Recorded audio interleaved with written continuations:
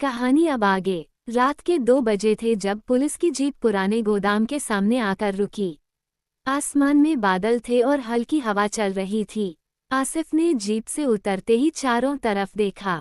उसके चेहरे पर थकान साफ दिखाई दे रही थी, लेकिन उसकी आंखों में डर और गुस्सा दोनों थे। उसने अपने साथी कांस्टेबल से कहा कि दरवाजा तोड़ो। लोहे का दरवाजा जंग लगा हुआ था। 2 बार धक्का देने पर भी नहीं खुला। तीसरी बार पूरी ताकत से धक्का लगाया गया तो दरवाजा चरमराहट की आवाज के साथ खुल गया। अंदर अंधेरा था। टॉर्च की रोशनी जैसे ही कमरे में घूमी, फर्श पर पड़ी रस्सियां, टूटी कुर्सी और एक दुपट्टा दिखाई दिया। आसिफ ने दुपट्टा उठाया। वह नाजिया का था। उसकी उंगलियां कांप गईं। कमरे में खून के कुछ धब्बे भी थे जो अभी पूरी तरह सूखे नहीं थे। उसने तुरंत वायरलेस पर मैसेज दिया कि एम्बुलेंस बुलाओ। तभी कोने से धीमी आवाज आई। सबकी नजरें उधर गईं। दीवार से सटी एक लकड़ी की पेटी के पीछे नाजिया बैठी थी। उसके हाथ बंधे हुए थे और चेहरे पर चोट के निशान थे। वह बेहोश नहीं थी, लेकिन बोल नहीं पा रही थी। आसिफ ने दौड़कर उसके हाथ खोले। उसने पानी पिलाया। नाजिया की आंखें खुलीं। उसने आसिफ को देखा। उसके होंठ हिले लेकिन आवाज नहीं निकली। कुछ देर बाद उसने बहुत धीमी आवाज में कहा कि उसे यहाँ किसने लाया ये वह जानती है।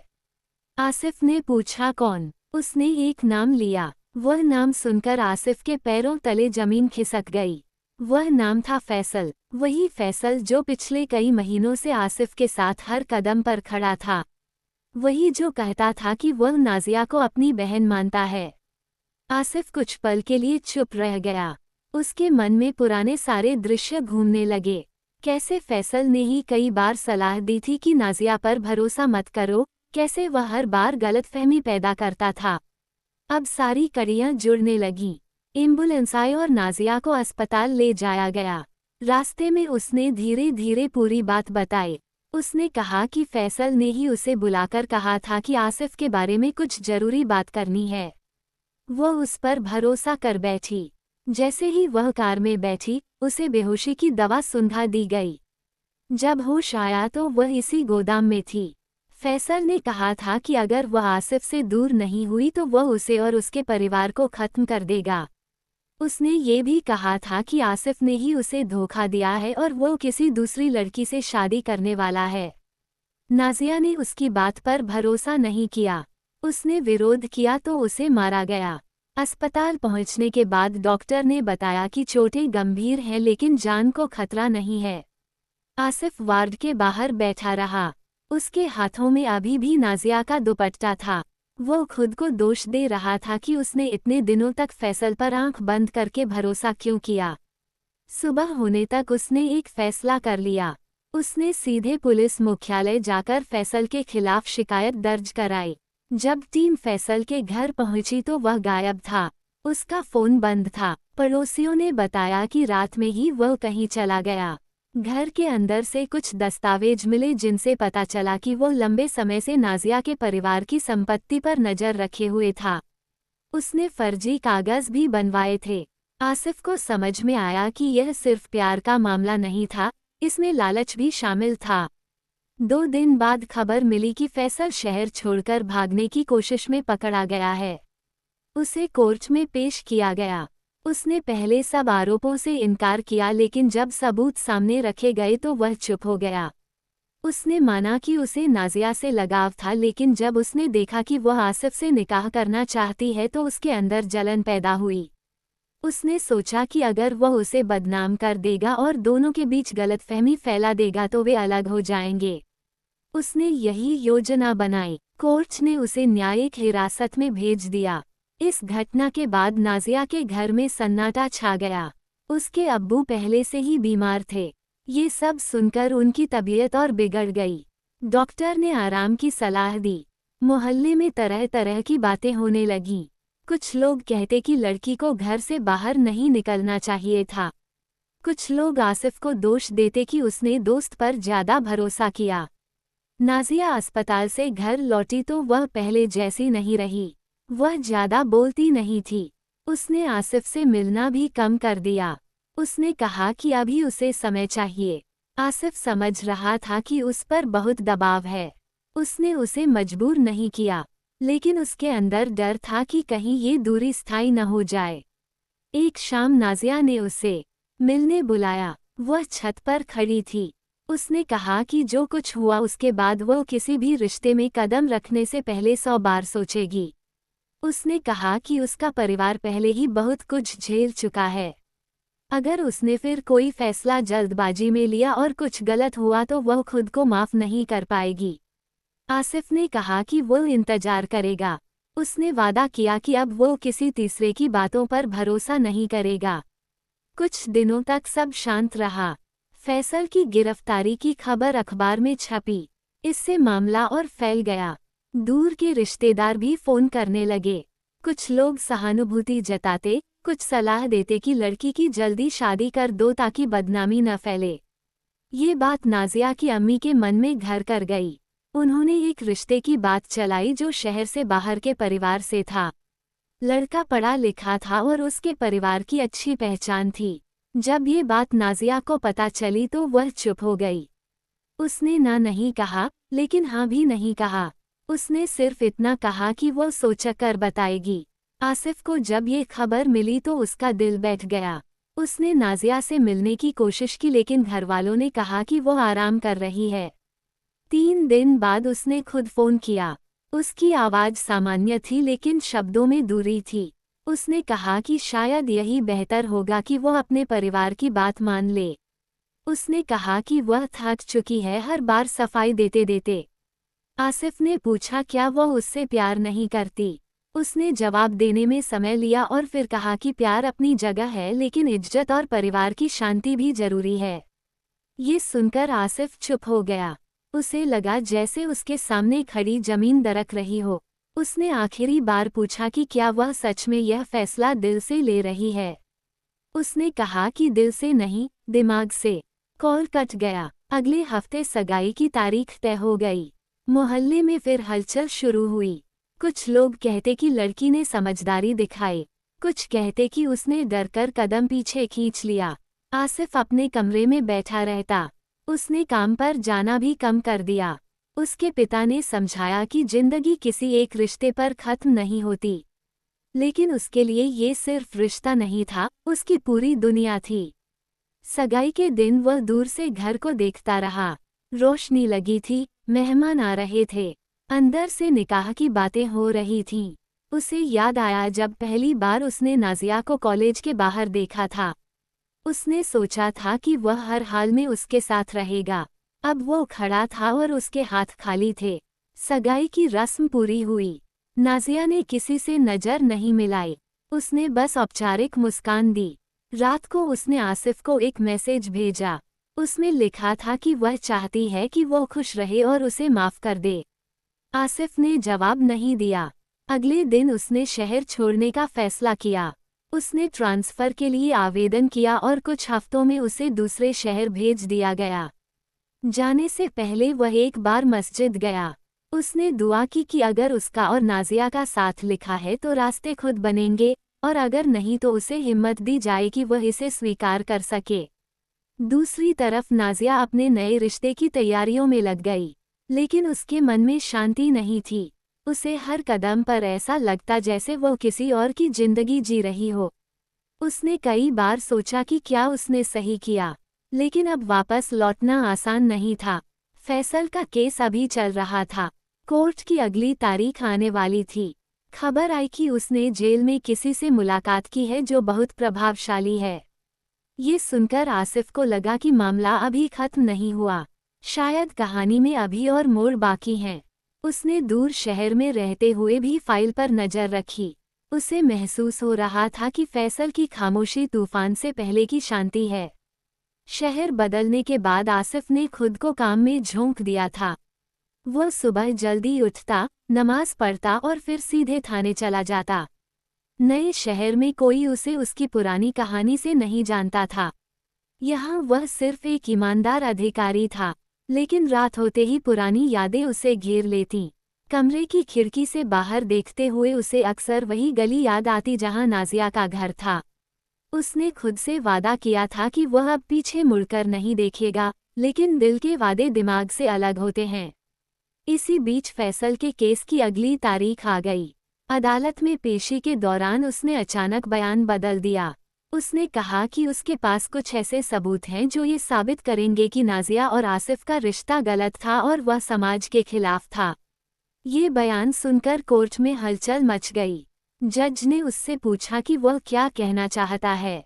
फैसल ने कहा कि उसे कुछ दिनों का समय दिया जाए ताकि वो अपने दस्तावेज पेश कर सके। अदालत ने अगली तारीख तय कर दी। ये खबर अखबार में छपी और पुराने शहर में फिर चर्चा शुरू हो गई। नाजिया के ससुराल वालों ने भी यह खबर पढ़ी। वे पहले ही इस रिश्ते को लेकर पूरी तरह आश्वस्त नहीं थे। उन्होंने सोचा था कि मामला खत्म हो चुका है, लेकिन अब फिर से नाम उछलने लगा था। सगाई को अभी ज्यादा समय नहीं हुआ था और शादी की तारीख भी तय हो चुकी थी। ऐसे में यह नई हलचल उन्हें परेशान करने लगी। एक शाम लड़के के पिता ने नाजिया के अब्बू को फोन किया और कहा कि उन्हें कुछ बात करनी है। अगले दिन वे घर आए। उनके चेहरे पर औपचारिक मुस्कान थी लेकिन बातों में सख्ती थी। उन्होंने सीधे पूछा कि क्या ये सच है कि लड़की का पहले किसी से गहरा संबंध था और अब मामला अदालत तक पहुंच चुका है। नाजिया के अब्बू ने शांत स्वर में कहा कि जो कुछ था वह अतीत था और उसमें भी लड़की की कोई गलती नहीं थी। उन्होंने फैसल की साजिश के बारे में बताया, लेकिन सामने वाले पूरी तरह संतुष्ट नहीं दिखे। उन्होंने कहा कि समाज में नाम खराब होना आसान है और ऐसे मामलों में लोग बातें बनाते हैं। वे नहीं चाहते कि शादी के बाद कोई पुरानी बात सामने आए। उन्होंने संकेत दिया कि अगर मामला शांत नहीं हुआ तो उन्हें फैसला बदलना पड़ सकता है। ये सुनकर नाजिया की अम्मी के हाथ कांप गए। मेहमान चले गए तो घर में सन्नाटा छा गया। नाजिया अपने कमरे में चली गई। उसने आईने में खुद को देखा। उसे लगा जैसे वह किसी और की जिंदगी में खड़ी है।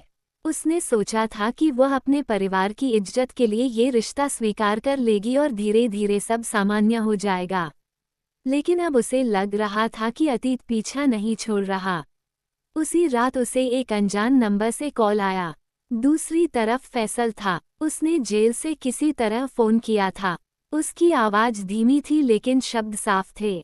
उसने कहा कि अगर वह अदालत में जाकर बयान दे दे कि आसिफ ने उसे उकसाया था और सब कुछ उसी की योजना थी तो वह सबूत पेश नहीं करेगा। उसने कहा कि अगर उसने ऐसा नहीं किया तो वह ऐसे कागज सामने लाएगा जिससे नाजिया और उसके परिवार की और बदनामी होगी। नाजिया ने फ़ोन काट दिया लेकिन उसके हाथ कांप रहे थे। उसने यह बात किसी को नहीं बताई। अगले दिन उसने अकेले अदालत जाने का फैसला किया। वहां उसने वकील से मुलाकात की। उसने पूछा कि क्या फैसल के पास सच में कोई ऐसा सबूत हो सकता है जिससे उसकी छवि खराब हो जाए। वकील ने कहा कि अक्सर आरोपी दबाव बनाने के लिए ऐसी बातें करते हैं, लेकिन बिना देखे कुछ कहा नहीं जा सकता। उसने सलाह दी कि वह सच पर कायम रहे। दूसरी तरफ आसिफ को भी यह खबर मिल चुकी थी। उसने अपने पुराने साथी से फ़ोन पर बात की। उसे पता चला कि फैसल ने कुछ फ़ोटो और चैट रिकॉर्ड जमा करने की बात कही है। आसिफ समझ गया कि वह पुराने दिनों की निजी बातें सामने लाकर उन्हें बदनाम करना चाहता है। उसने सोचा कि अगर यह सब सार्वजनिक हुआ तो नाजिया पर फिर से सवाल उठेंगे। वह दुविधा में पड़ गया कि क्या उसे वापस जाकर मामले में सक्रिय होना चाहिए या दूरी बनाए रखनी चाहिए। आखिर उसने छुट्टी ली और बिना किसी को बताए पुराने शहर पहुंच गया। उसने सीधे अपने वरिष्ठ अधिकारी से मुलाकात की और कहा कि वह केस में गवाही देने को तैयार है। अधिकारी ने कहा कि उसकी उपस्थिति से मामला मजबूत होगा। उसी दिन शाम को नाजिया और आसिफ की मुलाकात अदालत के बाहर हो गई। दोनों कुछ पल चुप रहे। इतने दिनों बाद आमने सामने खड़े थे। नाजिया ने पहली बार सीधे पूछा कि क्या वह सच में आगे बढ़ चुका है। आसिफ ने कहा कि उसने कोशिश की लेकिन कुछ रिश्ते दिल से निकलते नहीं। उसने ये भी कहा कि वह यहाँ इसलिए आया है ताकि सच सामने आ सके, न कि किसी को नुकसान पहुँचाने के लिए। नाजिया ने फैसल के फ़ोन के बारे में बताया। ये सुनकर आसिफ का चेहरा सख्त हो गया। उसने कहा कि वह अब डरकर पीछे नहीं हटेगा। अदालत की तारीख आई। फैसल को पेश किया गया। उसने कुछ फ़ोटो और प्रिंटआउट पेश किए जिनमें नाजिया और आसिफ की मुलाकातें दिखाई गई थीं। वे फोटो उस समय के थे जब दोनों शादी का इरादा रखते थे। उनमें कुछ भी गलत नहीं था, लेकिन उन्हें इस तरह पेश किया गया जैसे वे समाज के खिलाफ कोई काम कर रहे हों। वकील ने तर्क दिया कि दो वयस्कों का मिलना अपराध नहीं है और यह मामला अपहरण और हिंसा का है। जज ने दस्तावेज देखे और कहा कि यह सब केस से संबंधित नहीं है। फैसल का चेहरा उतर गया। उसने आखिरी कोशिश में कहा कि वह भावनात्मक रूप से आहत था, इसलिए उसने ये कदम उठाया। लेकिन अदालत ने उसे दोषी माना और सजा सुनाने की तारीख तय कर दी। यह फैसला सुनकर नाजिया के घर में कुछ राहत आई, लेकिन ससुराल वालों की शंका पूरी तरह दूर नहीं हुई। उन्होंने कहा कि मामला भले खत्म हो जाए, लेकिन नाम तो जुड़ ही चुका है। शादी की तारीख नज़दीक थी। नाजिया को महसूस हुआ कि वह एक ऐसे रास्ते पर चल रही है जहां हर कदम पर उसे खुद को साबित करना होगा। उसने एक रात अपने अब्बू से बात की। उसने पूछा कि अगर वह ये रिश्ता तोड़ दे तो क्या होगा। अब्बू ने थके हुए स्वर में कहा कि समाज सवाल करेगा, लोग ताने देंगे, लेकिन अगर वह खुश नहीं है तो मजबूरी में शादी करना भी ठीक नहीं। ये पहली बार था जब उसने अपने पिता से खुलकर बात की। अगले दिन उसने सगाई तोड़ने का फैसला किया। उसने लड़के के परिवार को बुलाकर साफ कहा कि वो ये शादी नहीं कर सकती क्योंकि वो पूरी सच्चाई छुपाकर नया जीवन शुरू नहीं करना चाहती। सामने वाले ने इसे अपनी बेइज्जती माना और रिश्ता खत्म कर दिया। मोहल्ले में फिर चर्चा शुरू हो गई। कुछ ने कहा कि लड़की जिद्दी है, कुछ ने कहा कि वह साहसी है। आसिफ ने ये खबर सुनी तो वह उसके घर नहीं गया। उसने सोचा कि यह फैसला उसे अकेले लेना था।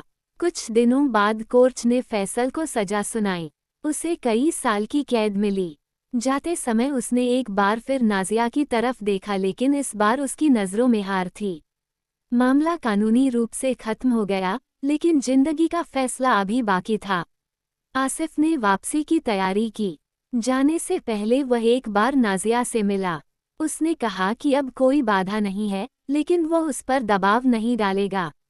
नाजिया ने शांत स्वर में कहा कि उसने सगाई इसलिए तोड़ी क्योंकि वह झूठ पर जीवन नहीं बनाना चाहती थी, लेकिन इसका मतलब यह नहीं कि सब कुछ पहले जैसा हो जाएगा। उसने कहा कि उसके अंदर बहुत कुछ टूट चुका है और उसे खुद को समझने का समय चाहिए। आसिफ ने सिर हिलाया। उसने कहा कि वह इंतजार करेगा, चाहे जितना समय लगे। लेकिन नाजिया ने साफ कहा कि इंतजार का वादा मत करो क्योंकि वह नहीं जानती कि उसका रास्ता किस दिशा में जाएगा।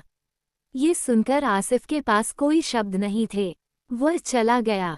फैसल को सजा सुनाए जाने के बाद शहर की हवा कुछ दिनों तक भारी रही, फिर धीरे धीरे सब अपने काम में लग गए। अखबारों में नई खबरें आने लगी और पुरानी बातें पीछे छूटती गईं, लेकिन जिन लोगों के नाम उस कहानी से जुड़े थे, उनके भीतर का शोर कम नहीं हुआ। आसिफ अपने नए शहर लौट चुका था।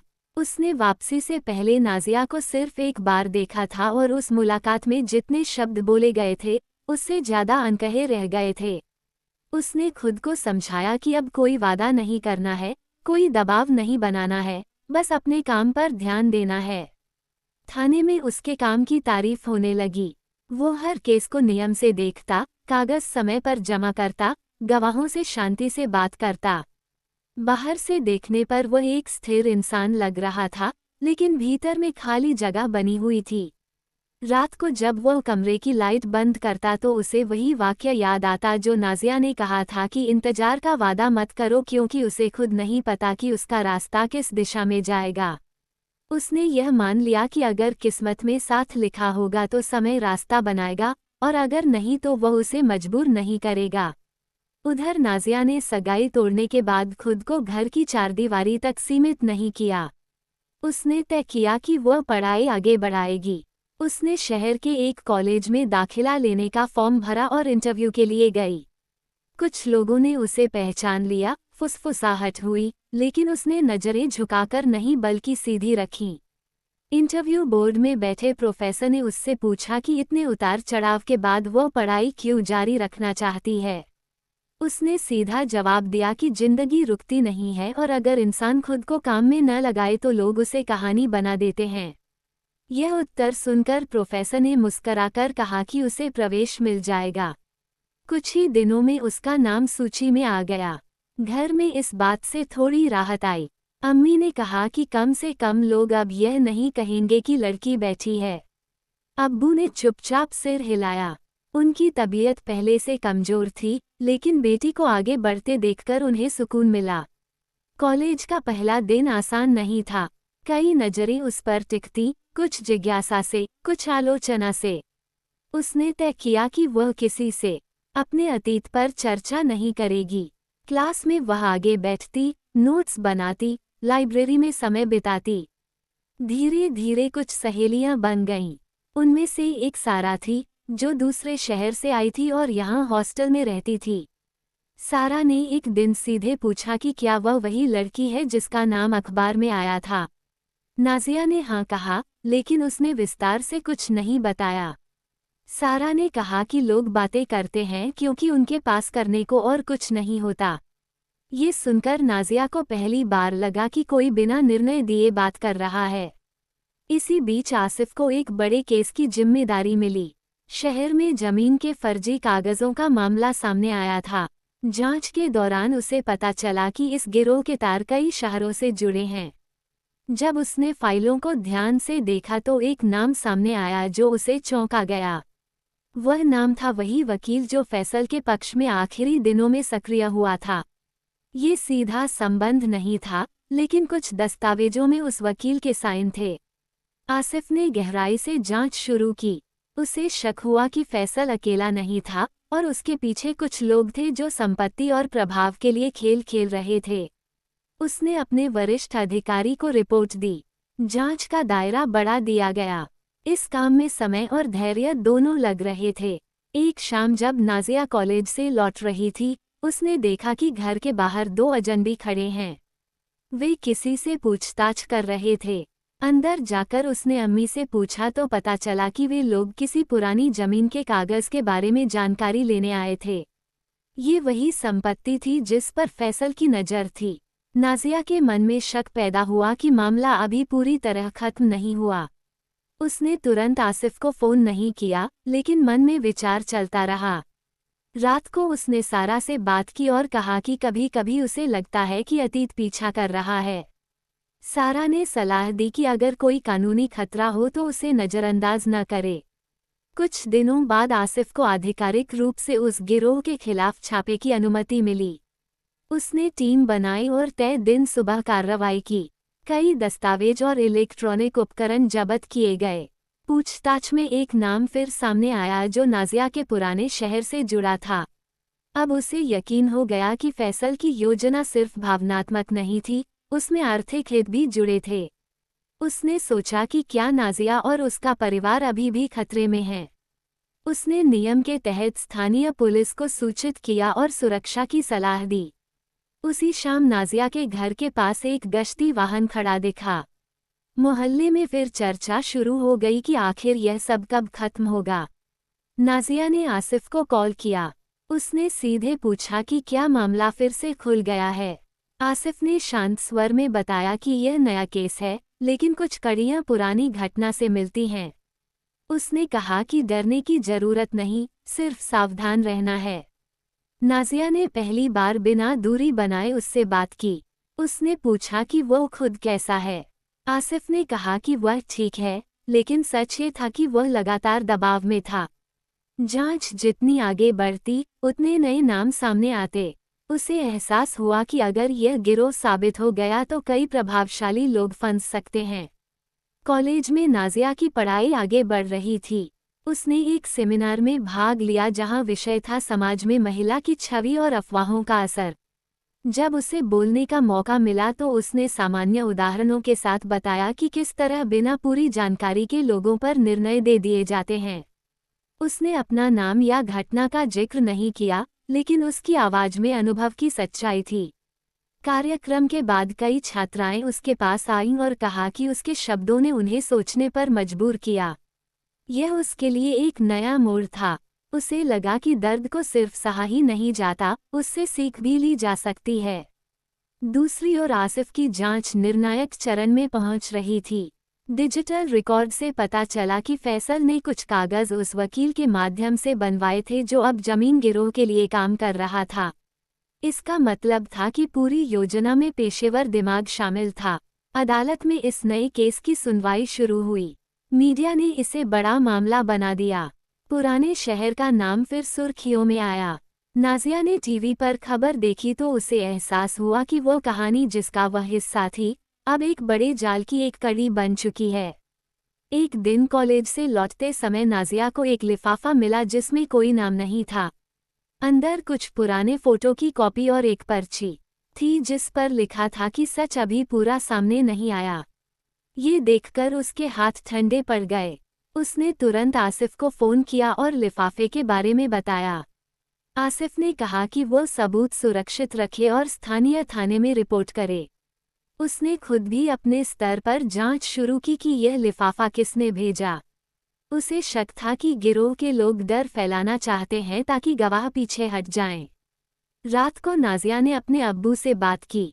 उसने कहा कि अगर यह सब चलता रहा तो क्या वे हमेशा डर में रहेंगे। अब्बू ने थके स्वर में कहा कि सच के रास्ते पर चलना आसान नहीं होता, लेकिन झूठ के साथ जीना और कठिन है। ये वाक्य उसके मन में बैठ गया। उसने तय किया कि वह पीछे नहीं हटेगी।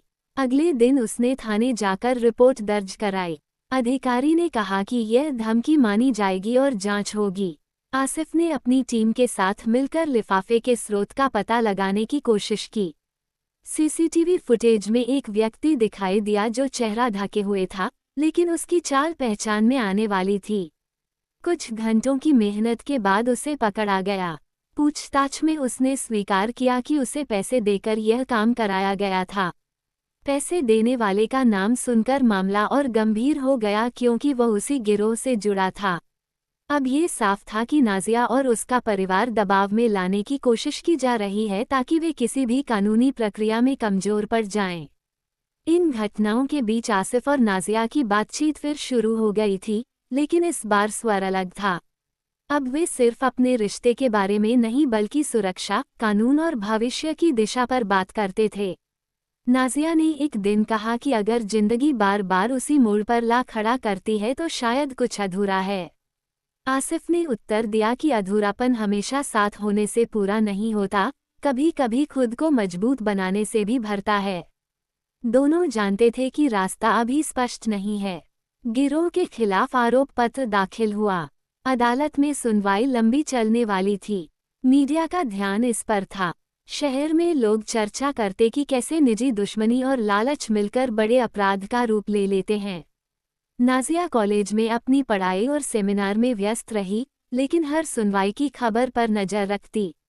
उसे महसूस हुआ कि उसकी जिंदगी किसी एक भाव से नहीं चल सकती, उसे कई भूमिकाएं निभानी हैं। कहानी आगे जारी रहेगी। ये पाठ कैसा लगा कमेंट में ज़रूर बताएं।